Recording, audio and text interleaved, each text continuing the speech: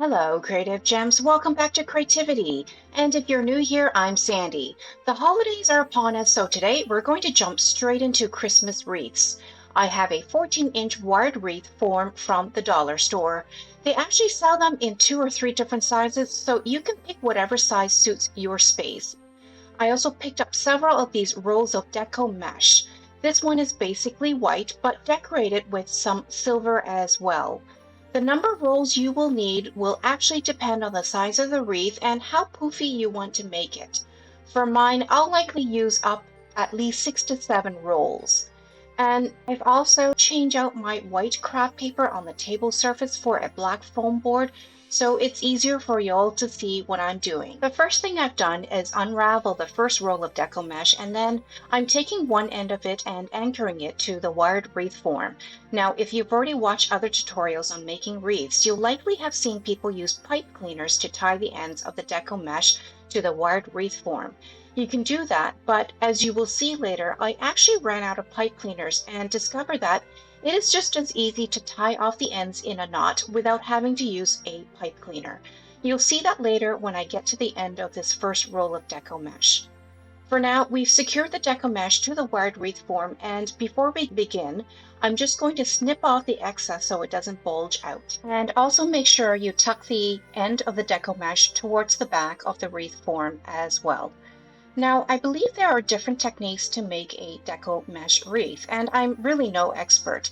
I'm also very lazy, so the way I usually make my mesh wreaths is I just fold a small section of the deco mesh, maybe about 4 inches or so, and then twist the bottom together and loop it in between the wires of the wreath form. Then I pull up the deco mesh just enough so I can fold it over again another 4 inches or so, and repeat the same steps for the next row of wreath wiring.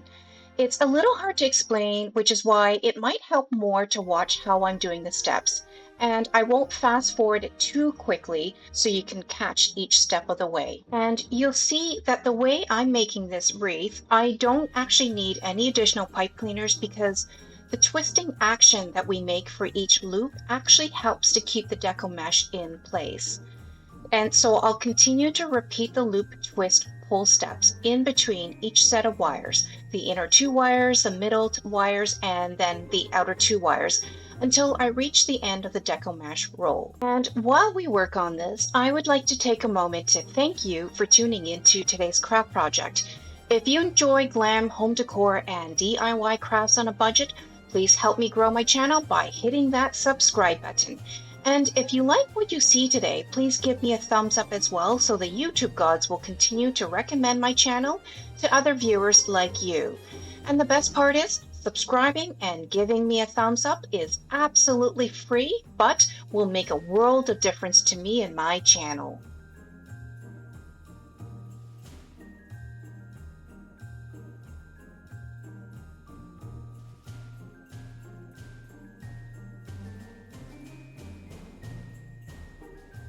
Also, when I pull the loops through the wires, I'm also gently shaping the deco mesh ribbon as well, so that it forms the poofiness that I'm looking for.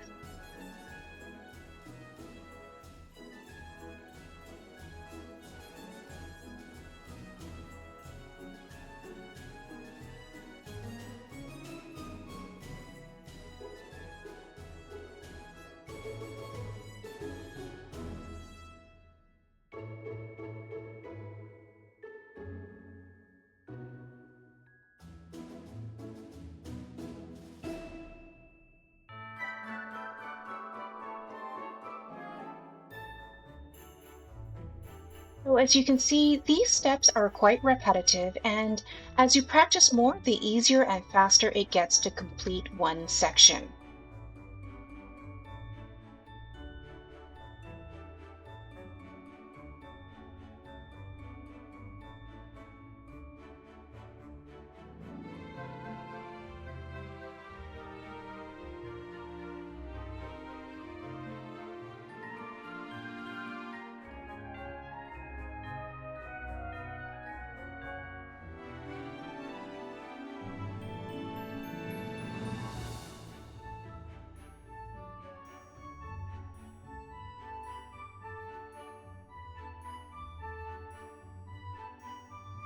And you'll notice that every so often I have to unroll the roll of deco mesh so I have enough mesh ribbon to work with as I make the loops, twist, and pull them through.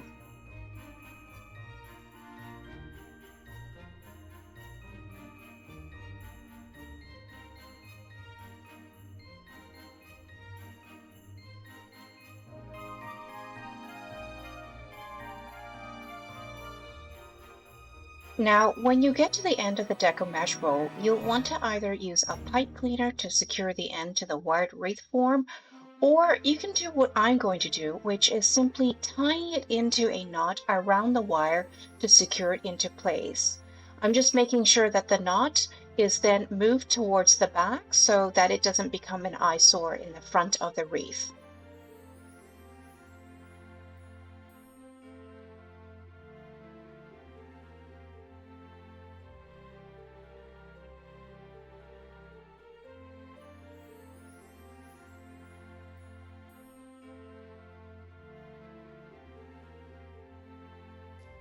Now you can turn the wreath over and go ahead and grab another roll of deco mesh and repeat the same steps again until the entire wreath form is filled.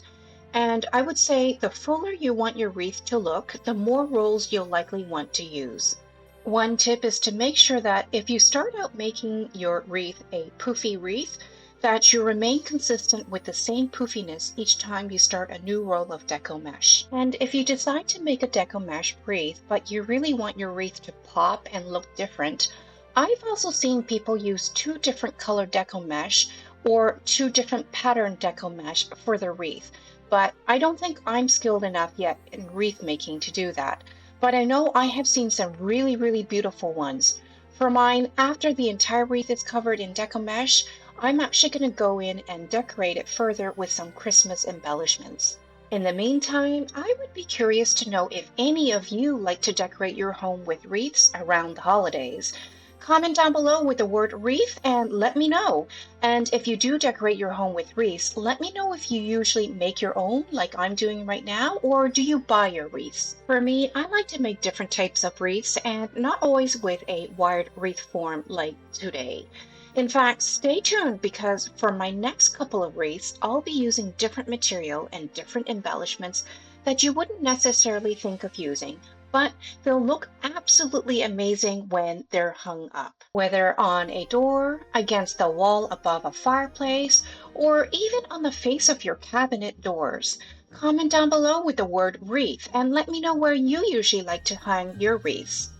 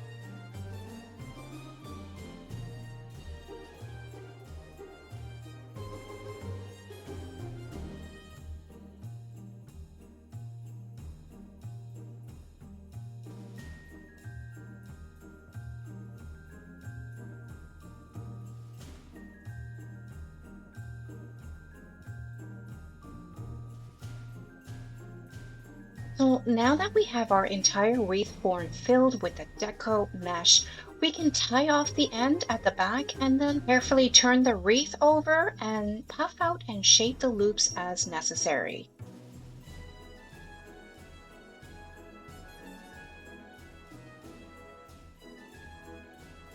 Now we're going to go ahead and decorate the wreath. I have an assortment of Christmas ornament balls as well as white berry pieces that I'll be using to adorn the wreath. I'll start with the Christmas ornament balls and hot glue them into place. There's really no rhyme or reason as to where I'm placing them.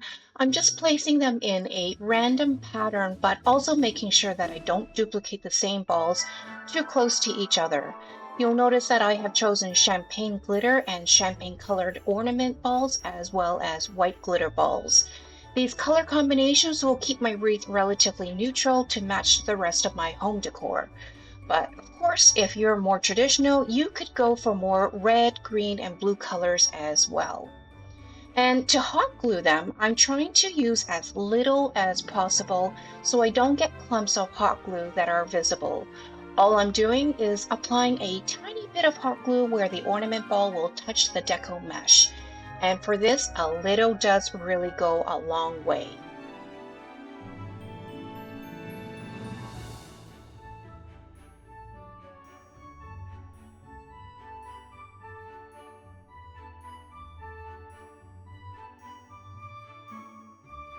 Now, for the berries, they're already attached to the branch or vine, so all I'm doing is sticking them into the deco mesh and then bending the vine a little bit to secure them into place. That way, I don't have to use any hot glue to secure them.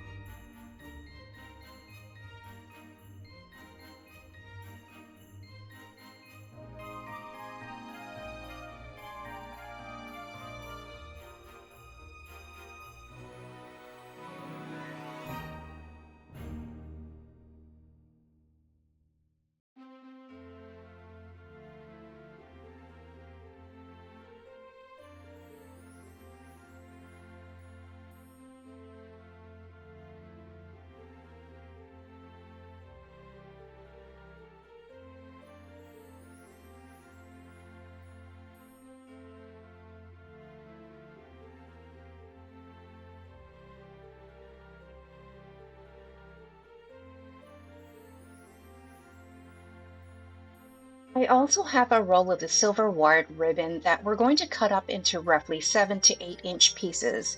It doesn't have to be exact, just as long as you have enough to twist into a coil shape. What I'll do is I'll test one piece out to see how it looks, and if I like it, then I'll cut another piece and use that as a template to cut several more pieces. And to get the coil shape, all I'm doing is taking hold of each end and lightly twisting the ribbon until I get a couple of coils shaped out. Then what I'll do is position the ribbon coils into the deco mesh where I think it might look nice. Again, there's no hard and fast rule where to place the pieces. If you don't like where you placed them originally, then you can always take them out and find another location to place them. But once you're happy with the placement of all the pieces, you'll want to go back in with some hot glue to secure them so they don't fall out of the wreath when you hang the wreath. And just as I mentioned previously, you only need a tiny bit of hot glue and apply it only to the spots where the ribbon and deco mesh will touch. And the great thing is with decorating a wreath like this is that you can embellish it as little or as much as you want. Here I'm just twisting another ribbon piece, and the great thing I like about using this type of ribbon is that the edge on both sides have a thin wire so you can really mold the ribbon into the shape you want. And in case you're wondering, this ribbon is 1.5 inches wide, so it's perfect for this 14-inch wreath we're making.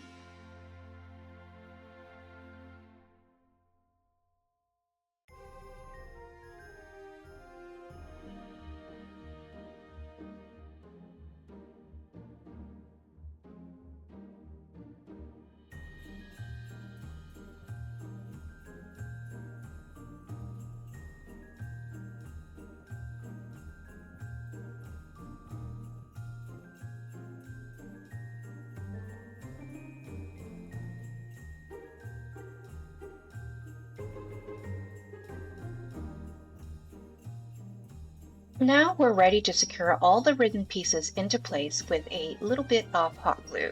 What might actually help, especially for those of you who are not used to using hot glue, is to wear some gloves so you can squeeze the ribbon and deco mesh together right after the hot glue has been applied. Hopefully the gloves will provide a good enough barrier for your skin so that you don't burn yourself in the process. For me, you'll notice that I'm actually using my bare hands.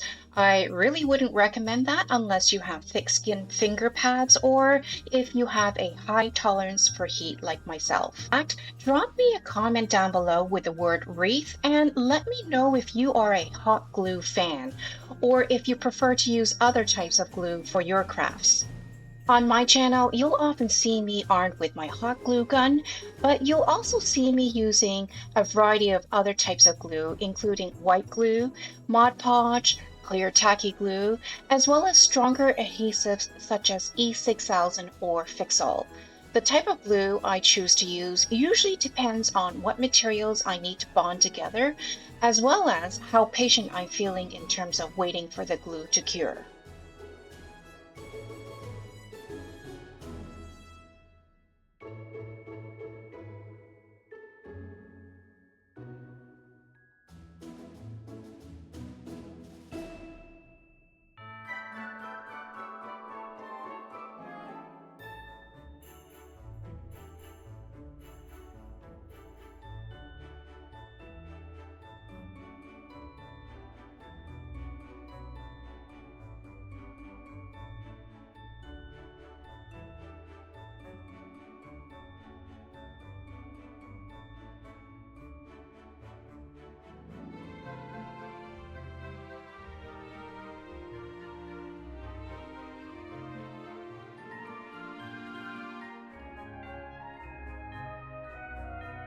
When you're finally done decorating your wreath, the final step is to loop a piece of ribbon around the outer edge of the wreath wire so you can hang the wreath.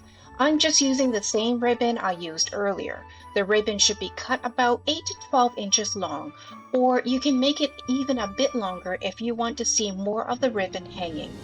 And then all you need to do is tie the ribbon into a knot. And here's the final look for my first Christmas wreath of the season. Since the base color of this wreath is white, I have it hung against a black door, which really showcases the color contrast beautifully. Comment down below with the word wreath and let me know what you think of this first wreath of the season. In my upcoming videos, I'll also be making more wreaths and unique Christmas decorations and ornaments, so stay tuned in the coming weeks. In the meantime, if you enjoyed this video, please like, subscribe, and check out these next videos for more amazing glam home decor craft ideas.